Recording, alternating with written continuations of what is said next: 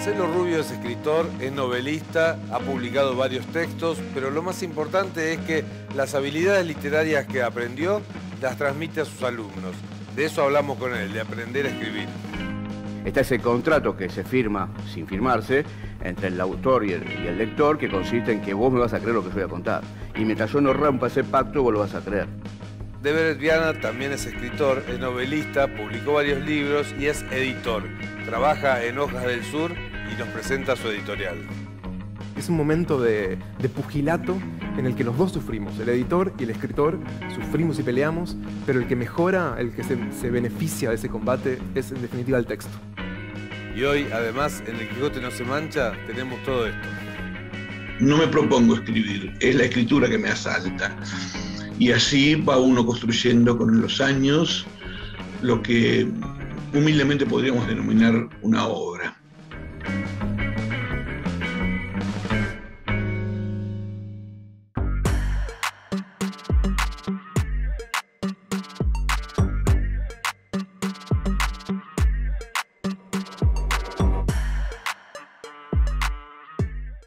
Los protagonistas de estas novelas tienen una misión imposible. Uno tiene que arreglar un Cristo milagroso y el otro tiene que conseguir una nota con un boxeador que se ha vuelto mítico e inalcanzable. Yo me pregunto por qué los protagonistas de la novela tienen misiones así imposibles de alcanzar. Digo, Marcelo Rubio, ¿la literatura es una misión imposible?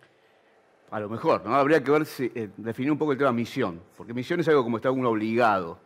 Los protagonistas están un poco obligados por el escritor. Estás obligado a hacerlo bien, a escribir bien. Sí y no. ¿Lo lográs? Ese es el problema, ¿no? Pero básicamente uno no tiene una misión de escribir. Claro. Uno se adjudica esa misión.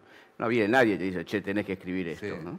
Pero sí uno presiona a sus personajes para que cumplan una misión que uno le está mandando. Ahora, la literatura, sin duda, es algo imposible, eso sí, ¿no? Es complicado llegar a un resultado serio, bueno. Por eso siempre estamos volviendo a escribir, ¿no? Quizás porque sabemos que en esta no nos salió bien y especulamos que en la próxima nos va a salir un poco mejor. Aunque tal vez no. Se nos va la vida. Se va la vida en eso. Es una buena excusa. ¿Es una gran frustración? Sí, yo creo que sí. Yo creo que sí. En un punto pero es una frustración que se hace también con un cierto placer. Quiero decir, uno no escribe para torturarse, ni corrige para torturarse. La frustración está en ver, con el tiempo, que uno podría haber hecho algo mejor. Y ahí uno siente cierta frustración, me parece a mí, ¿no? Mañana le pregunto al psicólogo a ver qué me dice, ¿no? Digo, para llevarlo por ese lado.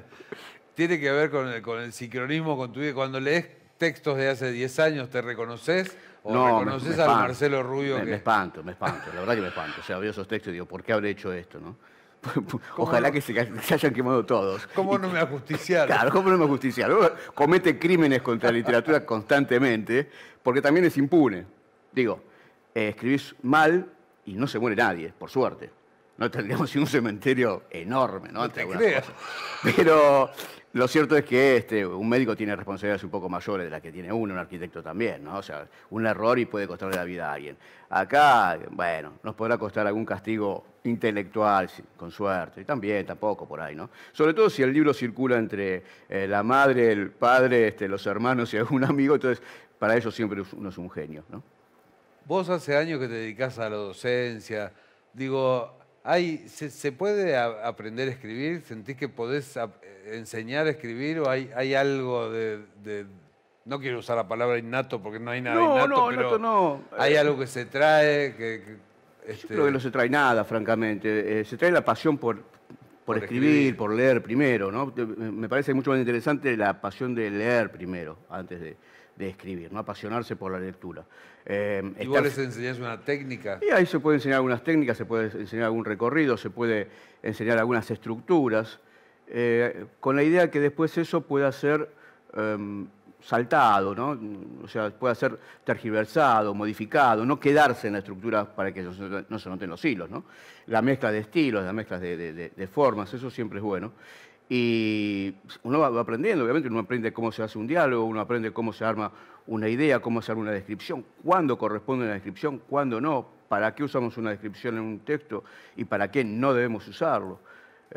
Y uno aprende también que no están buenos los rellenos que se hacen en los textos, que consiste en, nuestra protagonista llega, abre la heladera, saca la cebolla, pela la cebolla, corta. Eso es un relleno, porque queremos llegar a un premio para hacer 200 páginas, bueno, pero si no, no funciona de esa manera la escritura. He leído muchas novelas. Algunos escriben. Me baño, me seco con la toalla. Seco la toalla, me miro en el espejo, pongo la espuma. Bueno, un poco denso se hace eso, ¿no? Sí, tal cual, es así. ¿Cuáles son las condiciones que tiene que tener alguien para escribir? ¿Qué crees? Paciencia. Paciencia y primero, ¿qué más? paciencia. En estos tiempos donde la paciencia, creo yo, no existe casi, ¿no? O sea, le damos a la computadora rápido, en esta computadora que no tarda, el celular que no prende rápido, que no carga rápido, todo es rápido. La literatura no puede ser rápida, no hay atajos en la literatura, no puede haber atajos. Si hay atajos, algo va a salir mal, muy mal. Vuelvo a decir, no corre riesgo la vida a nadie, pero no queda bueno eso. Eso es lo primero que me parece a mí que hay que tener. Y el segundo, tener una ganas de aprender. Y ese aprender no es solamente ese día, sino en el tiempo. Uno sigue aprendiendo y uno sigue viendo cosas y sigue descubriendo universos. A veces uno habla, ¿no?, del escritor como cierto mentiroso, y un mentiroso creativo. Es decir, no crea la mentira simplemente, mira, no voy a ir a trabajar hoy porque se murió mi tío. Mentira, ya se murió el tío número 500 del tipo que está laburando. No. Arma un universo, crea un universo. Y en esa creación del universo, que obviamente no es real, bueno, está el aspecto creativo del trabajo, ¿no? ¿La ficción vuelve verosímil a las cosas? Digamos, si vos querés contar las cosas verdaderamente como sucedieron, es imposible, pero la ficción lo vuelve real. Sí, totalmente de acuerdo con vos.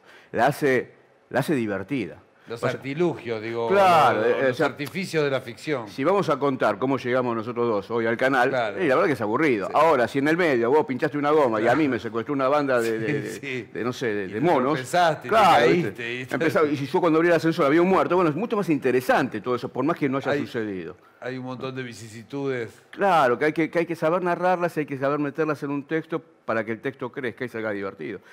Sin duda, uno lee y uno escribe lo que le gusta. No venimos a este mundo, ya venimos para sufrir muchas cosas, no vamos a sufrir encima con las pocas cosas que nos pueden dar placer. Digo, uno lee lo que nos gusta y escribe lo que nos gusta. Si yo te digo a vos que escribas una novela, no sé, romántica, seguramente no te vas a sentir cómodo y no es tu estilo. Vas a escribir lo que a vos te gusta escribir.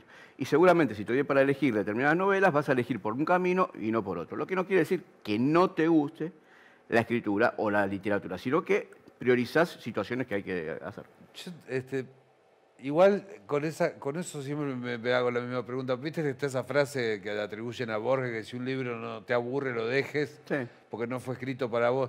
Digo, ¿no hay autores que merecen la pena el esfuerzo de leerlos? No todo tiene que ser hedonismo y placer. No, claro. Digo, el Ulises de Joyce no es placentero de ser leído. No, pero... Lo digo yo que no lo leí. Yo también, que yo no lo he terminado de leer nunca. Siempre llego a la página 20, y renuncio.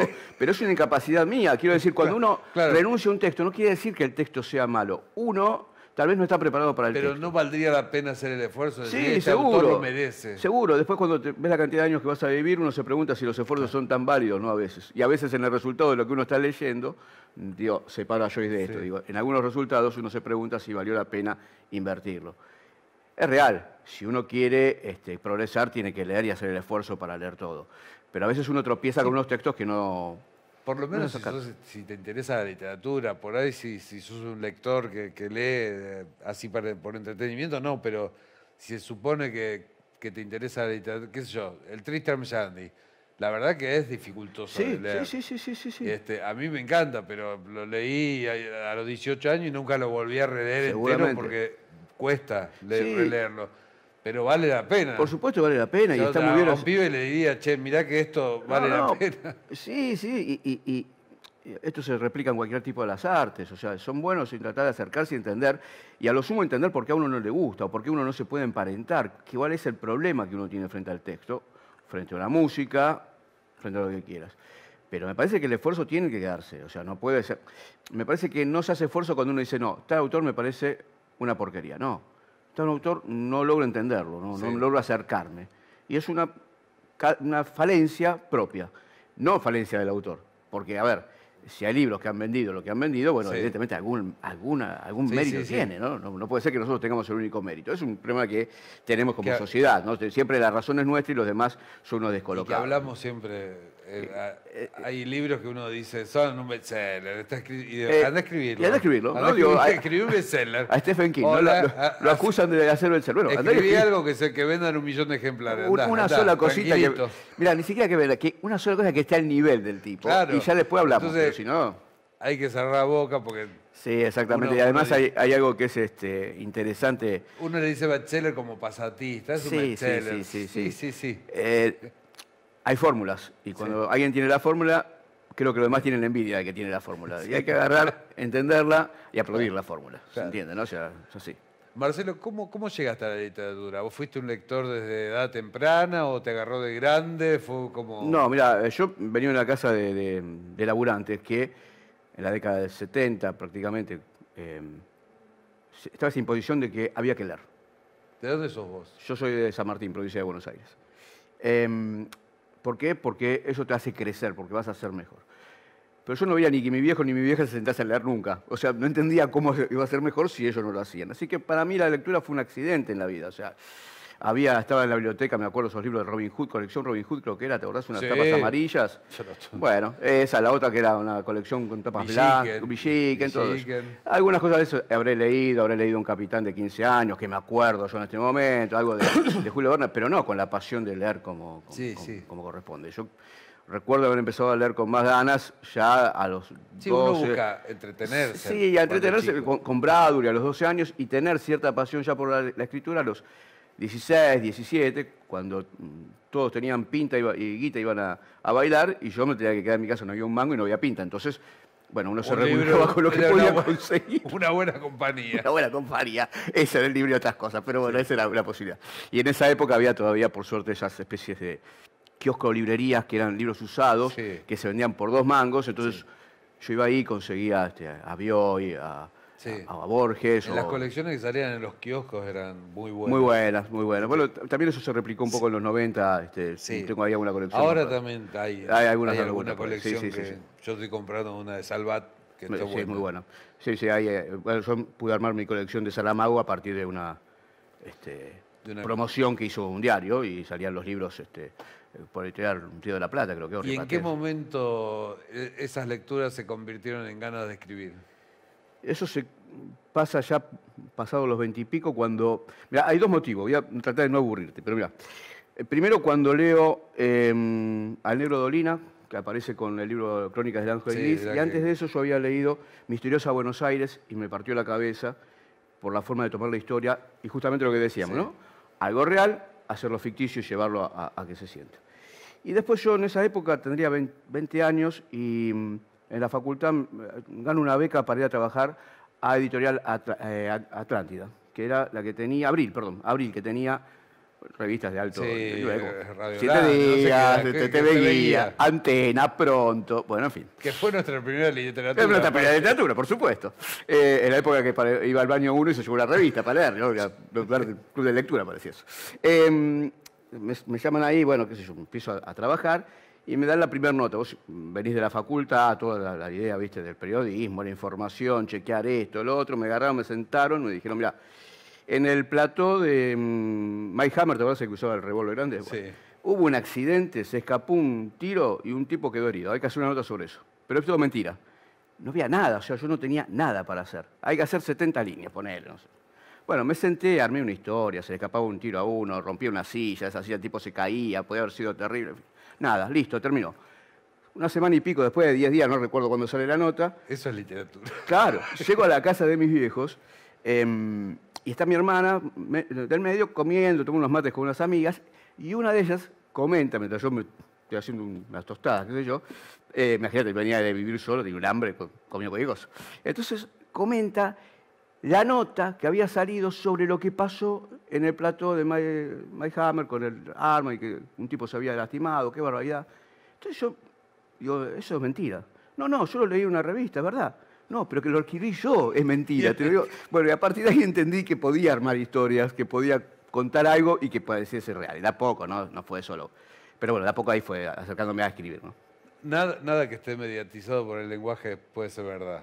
No. Si hay algo que nos dice la palabra, es verdad. Nada. Porque el calificativo que usás, el punto de vista que usás, Todo. la sintaxis, hace Todo. que lo que contás sea una interpretación de lo que pasó, pero no la verdad. Totalmente, totalmente. Digo- Aparte, trabajás con la palabra que es algo muy maleable, o sea, mesa para vos quiere decir una cosa, para mí otra, No, o sea, no, la y- imagen que nos transporta es otra. Entonces, cuando nos vamos a temas más abstractos, todavía es más complicado, así que nada puede ser verdad.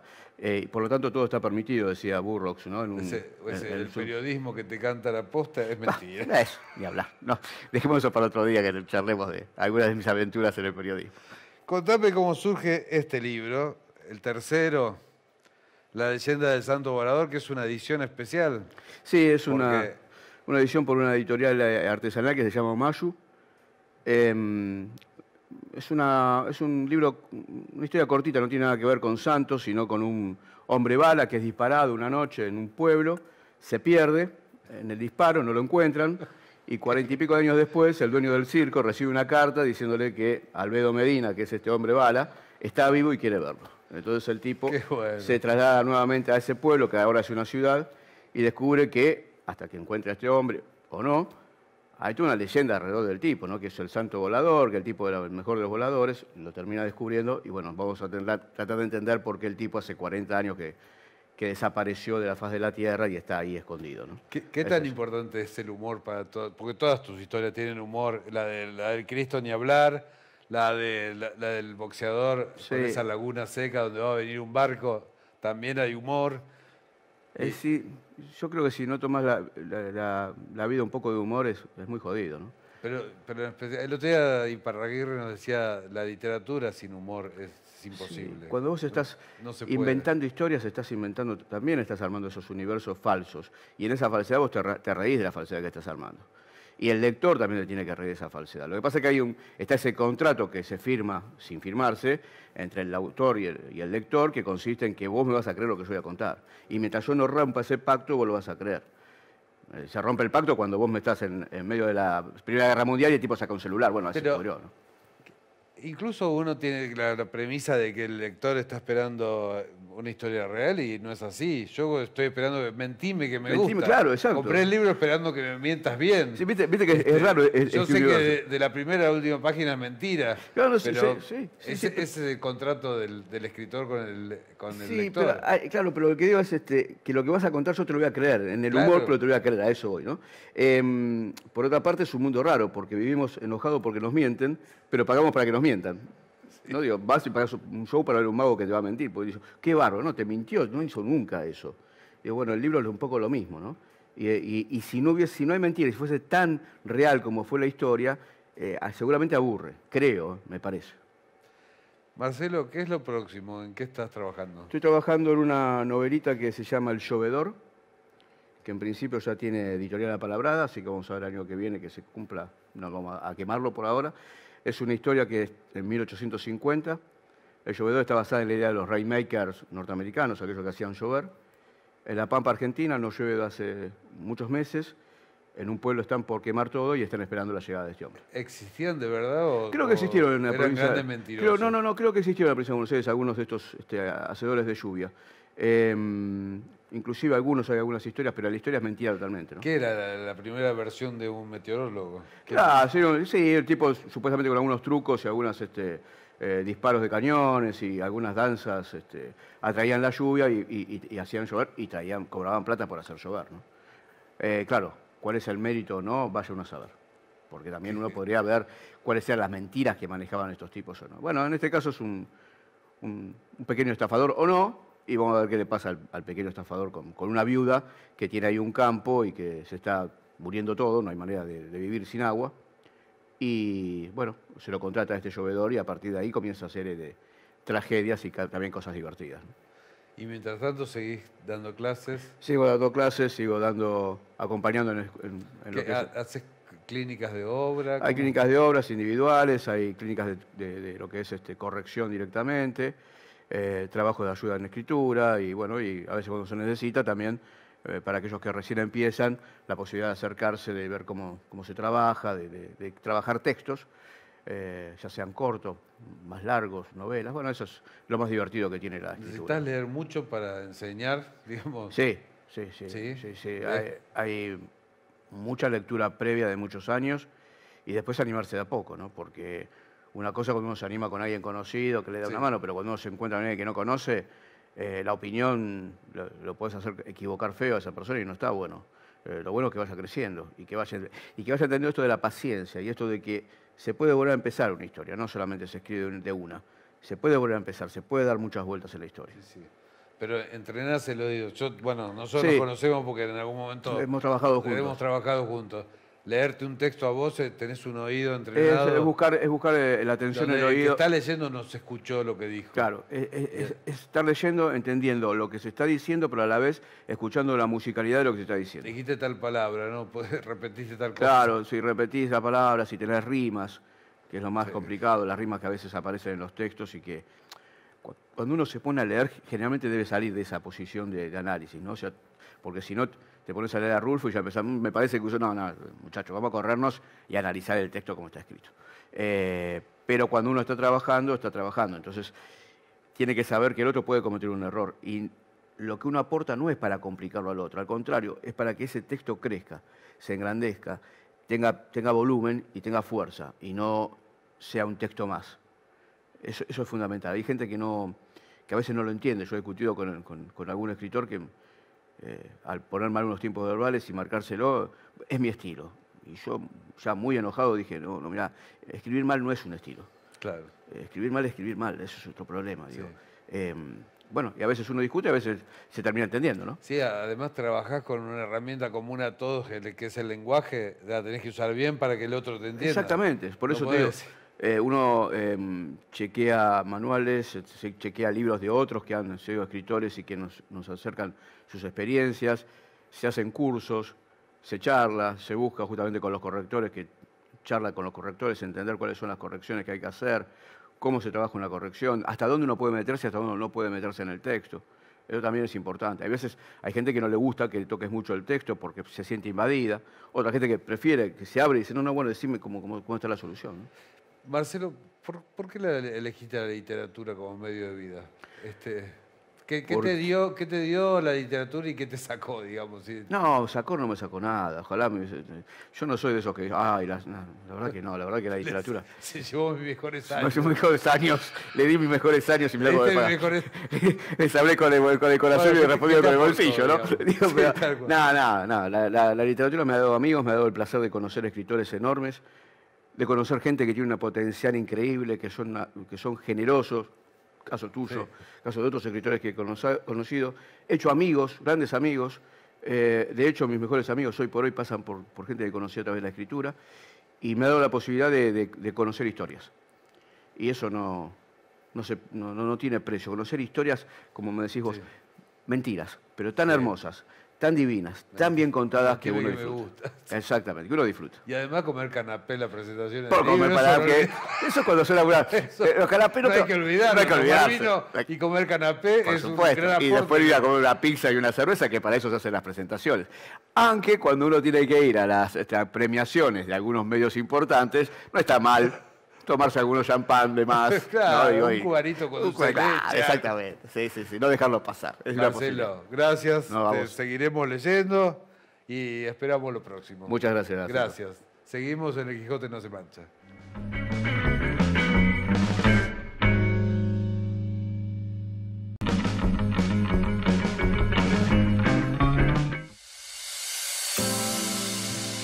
Hola, ¿qué tal? ¿Cómo están?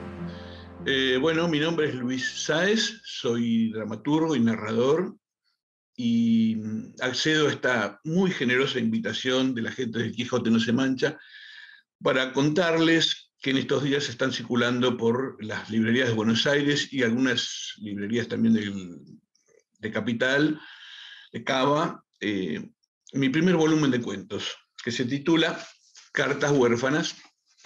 Se los muestro, por acá están. No sé si se ve bien, creo que sí, ¿no? Sí. Bueno, el libro pertenece a Cooperativa Editorial El Zócalo, una editorial joven con mucha polenta, que está publicando aquellos autores que no tenemos lugar en otros nichos de este complicado mercado. Así que me interesa resaltar especialmente su ejemplo, una cooperativa de chicos jóvenes con mucha polenta y con mucha honestidad que nos lleva a pensar que no todo está perdido. Bueno, quería contarles algunas cosas del libro, cómo nació. Yo vengo del teatro, como les contaba en un principio, tengo mucha trayectoria en eso, hace 40 años que escribo obras de teatro, he estrenado una treintena de obras, algunas han merecido premios importantes, tal vez, perdón por la jactancia, no todas, algunas, algún premio municipal, ese tipo de cosas, que por supuesto son siempre un estímulo muy importante, un aval. Y bueno, en la pandemia apareció el tema de incursionar en la narrativa, cosa que yo ya venía haciendo con los años, pero la pandemia nos puso a todos un poco en otra instancia de vida, en disyuntivas complicadas, y yo lo resolví liberando mis demonios en la narrativa. Y un poco esa es la historia breve de este libro. Cuenta con el prólogo de Laura Mazzolo, una reconocida narradora que me acompañó en este proceso con mucha generosidad también, y que después amablemente y con mucha convicción se ofreció a prologarlo. Esto también es un aval para mi obra, y me da mucha tranquilidad y mucha calma, y aprovecho este espacio para agradecer la generosidad de Laura. Quería contarles un poco también, como para ir terminando, que soy autor, escribo, o más que escribir, podría decir que la obra se escribe a través mío. Yo soy un poco la presa de las imágenes y de las obsesiones que me atraviesan. No me propongo escribir, es la escritura que me asalta.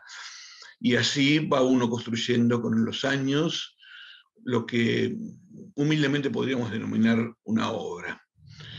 Bueno, quiero agradecer, augurar para este programa lo mejor, porque los programas culturales son una apuesta también en una época donde lo banal parece querer imponerse. Qué bueno que alguien se haya propuesto que por lo menos el Quijote no se manche. Les mando un abrazo grande y bueno, nos estamos viendo a través de las páginas. Hasta cualquier momento. Está con nosotros Debret Viana, escritor, editor, poeta. ¿Cómo estás, Debret? ¿Qué tal, Héctor? ¿Cómo estás? Me dice en representación de Hojas del Sur, de la editorial en la que trabajas. Contame qué es Hojas del Sur. Hojas del Sur es una editorial particular que viene hace 10, 12 años ya, tratando de abarcar un amplio espectro del mundo cultural. Tratamos de publicar de todas partes, de todos lados, muchos autores noveles que están comenzando, pero tenemos como una dinámica de tratar de abarcar un amplio espectro de la cultura y abocarnos a muchísimos géneros y tratar de dar cuenta de esa tan mentada bibliodiversidad. ¿Cómo se te dio tu paso de escritor a editor? Fue interesante. Yo creo que tiene en parte que ver con el naufragio característico de todo escritor. Es parte de una historia de fracaso. Cuando publiqué mi primera novela, Por Hojas del Sur, quedó una buena relación con la editorial, y en ese momento Hojas del Sur se abocaba mucho a no ficción, a cosas de superación personal, ensayos, etc. Y a mí me pareció que no había un catálogo portentoso de ficción, y yo estaba trabajando en una librería en ese momento, y tenía como ganas de meterme en eso. Veía un montón de libros que no podían ser publicados nunca, terminaba leyendo de amigos, de escritores, de gente, y me pareció que Hojas era un buen lugar para embarcar una nueva colección literaria. Se lo propuse a Andrés Meo, que es el CEO de la editorial, y le pareció una buena idea, y comenzamos Bujadé, que es una subcolección literaria. ¿Qué es la que trajiste hoy? Que es la que trajimos acá, que ya tiene, creo que 10 títulos, no los conté, sí. Pero arrancó hace un año, arrancó en octubre del 2021, y venimos tratando de publicar todo lo que podemos. Publicaron la primera novela del amigo Francisco Moulia, la primera que tiene como escenario la pandemia. Fue la primera muy novela... divertida. A pesar de eso, es muy divertida la novela. Pero... Sí, a pesar de ser el COVID a pesar como de ser el contexto, COVID como... muy divertida, es una especie de autoficción loca Sí, sí. en la que él está perdido en un ficticio pueblito felinesco de Italia y sufre el contacto con estos personajes delirantes que están en ese pueblo aislados. Es una hermosa novela. Muy, muy linda, muy linda. Lo vamos a invitar a que venga a charlar de la novela. Che, ¿cómo aprendiste el oficio de editor? ¿Qué es ser editor? ¿Sabés? ¿Podés definirlo? ¿Sabes que no sé? Yo estudié letras, estudié bellas artes, no estudié edición, pero siempre estuve en contacto con editores porque escribí de muy joven y fui maltratado por editores Por toda editor. mi vida y siempre me pospusieron mis textos o decidieron no publicarme, era como, teníamos un contacto eterno de rivalidad y bronca. Pero no es que me volqué a la vocación de editor por venganza o por un ajuste de cuentas, sino porque era como, yo trabajaba de librero, era Terriblemente escritor, necesaria la relación autor-editor. están como, hay una Amor-odio. dinámica, exactamente, no hay manera de llevarte bien con tu editor demasiado tiempo, es algo que es un idilio que fracasa pronto. Y me pareció interesante tener esta dinámica de, como yo escribía textos, me faltaba todo lo otro. Un libro no es un texto, un libro es una completitud en la que trabaja un montón de gente, que hace la tapa, la dinámica, Sí, sí. el circuito. Y como librero aprendí esa parte, ¿no? Que el autor no alcanza, que la editorial no alcanza, que es como una gran dinámica que construye ese objeto preciado que es el libro. Y me pareció que quería ser parte de eso. ¿Vos qué tenés que ver en una novela para elegirlas que forme parte del catálogo de Hojas del Sur? ¿Tenés ese ojo preparado? Sí, bueno, justo esta es una colección que yo trato de que sea extraña, como que trate de dar cuenta de lo que se escribe hoy en día, y al mismo tiempo que me hace reír o que me conmueve o que me gusta de alguna manera. Por eso trato de que no sean cosas que se publiquen usualmente, o sea, es algo que está lo más lejos posible del mainstream, lo más lejos posible de los grandes grupos literarios. No es una cuestión de tratar de buscar libros que se vendan mucho. Si estamos en literatura para vender mucho es como ya fracasamos de movida. Claro. Y busco que me gusten, que me conmuevan, que me hagan A la vez reír. tenés que vender, porque digo... Sí. Porque me imagino que el dueño de la editorial necesita cierto. vender para sostener la estructura. Esa es la parte más ardua, pero lo cierto es que hay nichos de lectores que leen este tipo de cosas. Lo que suele ocurrir es que los grandes grupos apuestan por ventas hipermasivas y no hay un grupo lector refinado que al mismo tiempo sea hipermasivo. Pero sí hay lectores para novelas de autor, novelas pequeñas, novelas Digo, de... como editor tenés el ojo educado para saber qué es lo que tiene que tener una novela para que la elijas para tu catálogo. ¿Cómo lo decidís? Es que no sé bien, porque creo que tiene que ver con una especie de hipersubjetividad. A mí me gusta leer, siempre leí, siempre escribí, y es una cuestión de que tengo muy pocas esperanzas en el mundo, pero una es de la que haya gente que le pueda gustar las cosas que a mí me gustan cuando estoy leyendo, ¿no? Cuando estoy subrayando algo en una novela, tengo esta presunción de alguien se debe estar riendo o conmoviendo en esta misma línea como yo. Y como no hay tanto mercado para el tipo de novela que a mí me interesa, que es una novela más extraña, experimentos de lenguaje, cosas más arduas, si querés, para lo que es el mercado general, creí que con esa fe ciega de tratar de compartir mediante la publicación aquellas cosas que me conmueven a mí, con eso podía llegar a alcanzar para fidelizar una cantidad de lectores que alcance para financiar esta modesta empresa.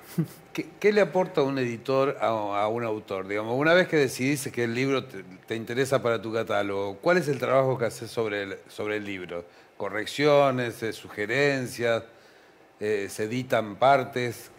Claro, es un trabajo de violencia, es un combate que tenemos que tener con el autor. Es como la película de las 5 obstrucciones de Lars Los von Trier. autores suelen defender sus obras. Y está muy bien que combatamos porque de la defensa de la obra o del párrafo o de la línea, generalmente se encuentran los motivos por los cuales ese párrafo es inamovible o esa línea vale la pena y quizás no la siguiente o no la próxima. Pero es como una especie, es un momento de pugilato en el que los dos sufrimos, el editor y el escritor, sufrimos y peleamos, pero el que mejora, el que se beneficia de ese combate es en definitiva el texto. El texto, está claro. Hojas del Sur publica también no ficción. Hojas del Sur publica no ficción, publica deporte, es una editorial muy ancha. Pero yo me dedico puntualmente a novela, ficción y poesía. Hay otros editores de no ficción y que publica autoayuda, todo. Publica autoayuda, publica ensayos, publica libros de política. Es muy amplia la editorial. El editor a cargo de eso es Andrés Mego, que es una de las personas más lúcidas que vi en el mundo de la edición, y fue algo que me volcó a mí a querer tener que ver con eso. Andrés Mego tiene un ojo que yo no entiendo cómo hace para detectar nada, donde no hay absolutamente nada, donde cualquiera creería que no hay nada, él encuentra una gema que después va a ser bestseller en un montón de librerías, en un montón de países, y que después los grandes grupos se la van a robar y la van a sacar con su tapa y su sello. ¿Cuáles son los problemas que se enfrenta hoy una editorial? O por lo menos tú de la editorial en la que trabajas vos. Digo. Todos, el mundo, la economía, el mundial, la presunción del apocalipsis inminente, la pandemia, la siguiente pandemia, el hecho de que, incluso creo que el peligro más grande tiene que ver con la propia industria editorial. Hay muchas más razones para no comprar libros que para comprarlos. Absolutamente, pero si vamos a vivir un poco más, está bueno que sea bajo la compañía de libros que alivian la existencia. Creo que el mayor problema está dentro de la propia industria. Hay esta noción hermosa de Humberto Eco, de que él decía en ese famoso libro, nunca acabarán con los libros, cuando se creía que porque salió el ebook iba a generar tanta venta y era tan fácil de vender y tan fácil de leer que el libro iba a dejar de venderse. Sí. Y sin embargo, jamás pasó eso, los libros se siguieron vendiendo. Hoy creo que pasa algo extraño, que es el éxito de la propia industria editorial por el tipo de cosas que publica, que está ejerciendo una especie de demagogia absoluta para contentar al instinto más pueril y más básico de los lectores, menos lectores que hay, que son la mayoría.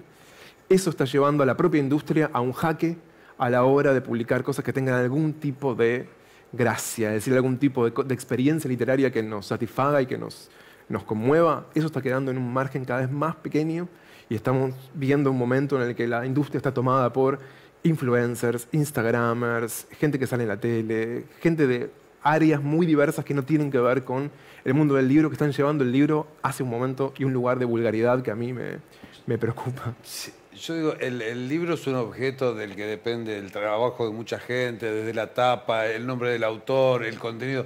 Digo, ¿el éxito de un libro depende de razones extraliterarias, generalmente? Absolutamente, absolutamente. Creo que ese es el gran fenómeno. Uno quiere tratar de reproducir un éxito literario y no hay manera. El éxito es incierto, no tenemos idea por qué funciona, por qué de repente un montón de Y de la misma manera el lectores... otro, no tenés idea por qué no funciona. Decís, este libro es buenísimo. Totalmente. Y de hecho, justamente no suelen ir en la misma dirección. Libros hermosísimos, no encuentran lectores, o encuentran lectores muchísimo tiempo después. Tenemos ahora el fenómeno bastante fresco de Stoner, que es una novela que está leyendo todo el mundo, está haciendo la película, un muchacho, el hermano de Ben Affleck, está traducida a todas las partes del mundo, es un mega hit, y se fue publicada en la década del 60 y no la leyó nadie. Nadie. Pasaron 50 años y de repente un editor dijo, está bueno esto, y empezó a funcionar porque Tom Hanks dijo, che, está buena esta novela. Sí, incluso libros clásicos, Mujercitas de May Alcott, que cuando yo era chico era un libro de la colección Robin Hood, que se vendía así para literatura infantil, adaptaciones para chicos. Y hoy lo veo que es un libro feminista, que sale fortuna, o sea, las ediciones de lujo. Totalmente. Digo, y era un clásico que... No sé, no sabes en qué momento el libro tiene una relectura. Bueno, por eso seguimos leyendo la Ilíada de la Odisea, si no... Totalmente, totalmente. Pero es independiente de la industria. La industria carga de valor, que es un valor meramente mercantil, a fenómenos esporádicos, que son las novedades que se sacan, refritos, que duran 3 meses, 5 meses, un año, y después desaparecen para siempre. Y los que estamos más o menos del lado de los libros independientes o de este tipo de editoriales, tenemos la fe de que por más que este libro que elegimos ahora no encuentre una comunidad inmensa de lectores, en el tiempo, en algún punto, va a tener algo va a ocurrir, algún lector va a decir, esto estaba bueno, va a aparecer en alguna parte, y ese libro va a cumplir un circuito más o menos noble. De hecho, el libro que tenés ahí de Fernando Pessoa, por ejemplo, Pessoa le pasó eso. Pessoa. No leyó nadie en su momento. El Desasosiego, muy por ejemplo, conocido. Que fue publicado póstumamente 50 años después de la muerte de Pessoa. Casi todo Pessoa fue publicado después. Envía publicó un solo libro y no lo leyó nadie. Y ganó un segundo premio municipal que se llamaba Mensaje. Y pasan esas cosas. Yo solo lo veo como una tragedia, porque también, en el caso de Kafka y de Max Brod, el amigo, digo, para un escritor no publicar es terrible, porque nadie escribe para guardarse los libros en el disco rígido o en el formato que sea. Es muy cierto. Me parece que la escritura se completa con la lectura. Falta una parte. Es como hacer una película y que nadie la vea, digamos. ¿Quién quiere hacer una película para que nadie la vea? Es cierto que hay un goce y una necesidad también en el propio acto, ¿no? que se acaba en sí mismo. La necesidad de escribir es una pulsión solitaria a la que derramamos quizás nuestras mejores horas, las horas más nocturnas, y ahí tenemos esta pulsión que nos lleva a seguir escribiendo libros a pesar de que nadie los lea. Pero hay una incompletitud del objeto, quizás no del autor, pero sí del objeto, si atraviesa años y siglos sin lectores. Pero también si analizamos los fenómenos de la fama, son muy singulares en el mundo del libro. El caso de Borges, por ejemplo, Borges no era tan leído en Argentina y era como uno más de un crisol de escritores, importante como intelectual, porque era periodista y demás, pero más o menos porque si vino a Campos se acostó con un escritor francés y Silvina le dijo, che, mirá, llévate esto, que está bueno. Y él se lo llevó a Francia y lo recomendó a un par de amigos, y un amigo era Michel Foucault, y Foucault dijo, Borges. Ahí Borges empieza a volver un fenómeno global, pero por un fenómeno muy singular, no por el propio peso de su obra, sino quizás era una obra invisible, subterránea, hasta la muerte de Borges. Una editorial puede construir sus escritores, digamos, una editorial grande, ¿no? Digo, puede construir el staff de escritores que quiere. Y eso como una administración de lo posible. Yo no sé si sería una construcción, pero creo que en el mejor de los casos puede detectar el tono que desea para su colección y tratar de rodearse de autores que vayan hacia ese mismo lado, ¿no? Que estén tratando de hacer ese mismo recorrido y ahí componer una idea de la literatura, una concepción de lo que es para ellos el libro, el escribir y demás, y tratar de juntarse con estas piezas. ¿Se venden más novelas que cuentos o es al revés? Es más novela, ¿no? Se vende sobre todo novelas. El cuento es muy difícil que encuentre. ¿Qué pasa con la poesía? Porque si ustedes se animan con Pessoa... Es muy raro, pero empezó a venderse más la poesía que los cuentos. Los cuentos están como muy desdeñados. De hecho, los grandes grupos están tratando de hacer que los que escriben cuentos y son muy famosos y les fue bien, que empiecen a escribir novelas y que dejen de escribir cuentos, como los convencen para eso. En cambio, la poesía quizás, porque vivimos un fenómeno instantáneo y la portabilidad de la poesía en la virtualidad se volvió muy sencilla, de compartir un poema por Instagram, de mandarse poemas, de tener captura de pantalla de poema. Eso parece que le dio una segunda vida. Quizás no la mejor poesía. Como traductor de Pessoa, ¿cuáles fueron tus problemas al enfrentarte a un texto así, a un poeta portugués? Y fue básicamente esto de llorar todos los días, pero llorar bien, llorar de felicidad. Yo tengo un vínculo con Pessoa de hace mucho, yo lo descubrí cuando tenía 12 años. Mi profesor de portugués... ¿Pero sentís que podés mínimamente reflejar lo que escribió Pessoa en tu traducción? Creo que en el mejor de los casos puedo reflejar mi tremenda pasión por Pessoa y tener la esperanza de que los versos de Pessoa son tan portentosos, tan fuertes, que traspasan las fallas de la traducción.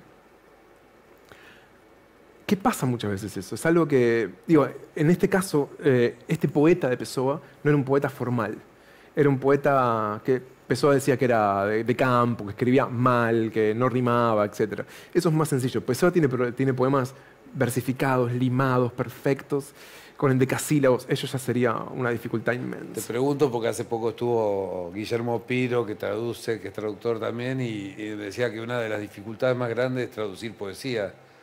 Digamos, que él tenía la sensación de que nunca lograbas reflejar el texto original.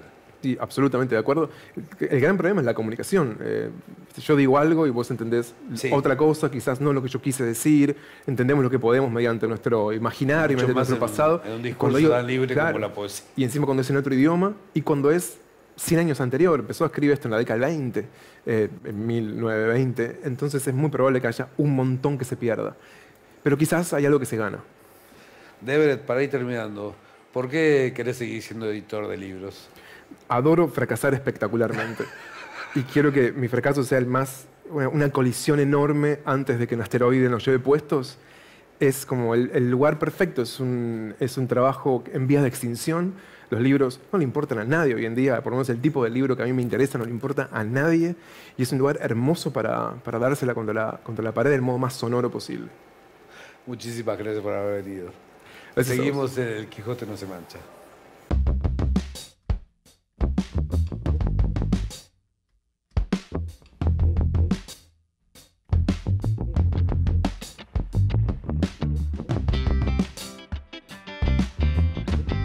Y así llegamos al final. Esto fue todo por hoy. La semana que viene los espero en una nueva emisión del Quijote no se mancha. Y como todas las noches les digo, muchas gracias por estar ahí.